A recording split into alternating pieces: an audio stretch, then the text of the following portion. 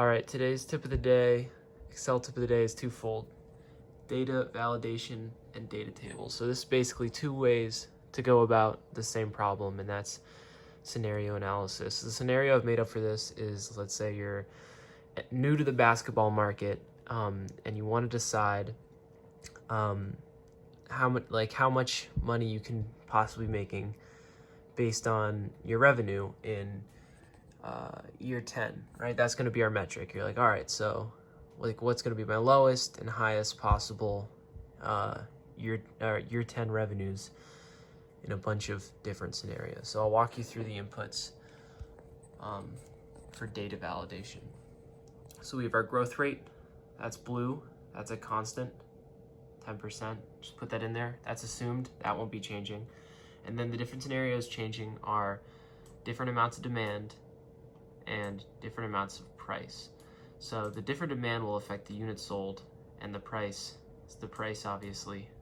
And then the price will be reflected in the revenue, ultimately our year 10 revenue. The growth rate, by the way, that's going to be the constant rate at which we expect our revenue to grow naturally year after year. So this cell is a formula offset of this. So it comes off of this. These are all the different demand numbers, units sold. 13 being 3 more than 10, 7 being 3 less than 10. And it searches by the match. It offsets off units sold by the match function, matching the units sold we're setting it to the different kinds of demands we have. And that's just copied from each column, but at our natural growth rate of 10%. So with the round function, because you can't sell like half a basketball.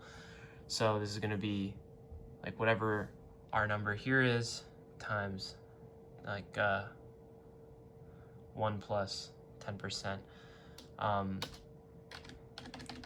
All right, and you do the same thing for price, really, for revenue, except basically the revenue function multiplies this with the same offset match function and with the different prices.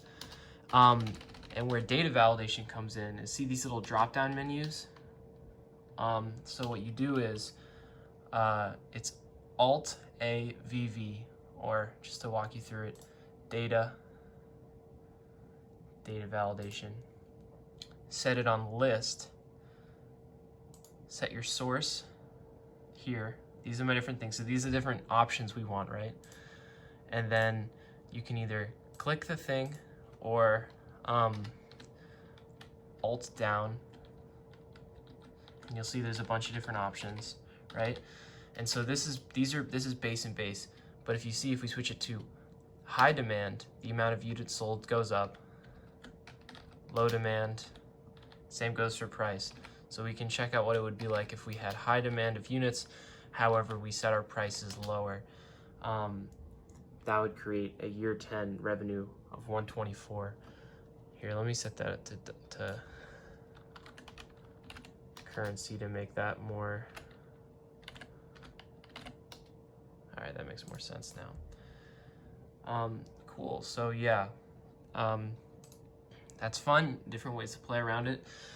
That's data validation. It makes a lot of really cool drop-down tables and different ways to input things without having a big array. And then a somewhat simpler way, but a little less elegant way to go about this is, this is the same sheet, by the way, just in 2 windows, is data tables. And so what I have here is, these are hard-coded in, right? We just have our growth rate, and then I hard-coded in our units sold and price to the base levels. Same table here, year, except it's set up a little differently. Now, units sold is just a hard reference to our base units sold, and then it's at the growth rate. Same with revenue. It's literally just price times units sold. But you have this thing called a data table. Here, I'll delete this real quick. And you set it up like this, right?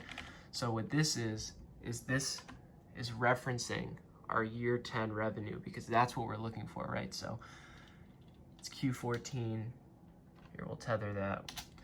So it's 115, right? And then we have our different prices. This is our column values, and then our row values are the units sold. And we do this cool thing where we just go like this. We go to what if analysis, or Alt A W T for data table, and then row input cell. So our row is our units sold, and we want the row to change our units sold. Like, what if instead of 10 it was 7? Set that. Column is price. So what if instead of $5 it costed $4, right? Press OK. And then it creates this table for us where we can check what is 7 times, what is the 7 units sold? Sorry, so we're finding out like what the year 10 revenue is if we have a base unit sold of 7 and a price of $6. It's gonna be 102. How do we check this? Well, let's go back over here. Let's set our demand to low and our price to high. It should be 102, right? There it is, change to 102. So yeah, those are 2 different ways to tackle the same problem. Both pretty cool, both pretty integrated. Have fun with it.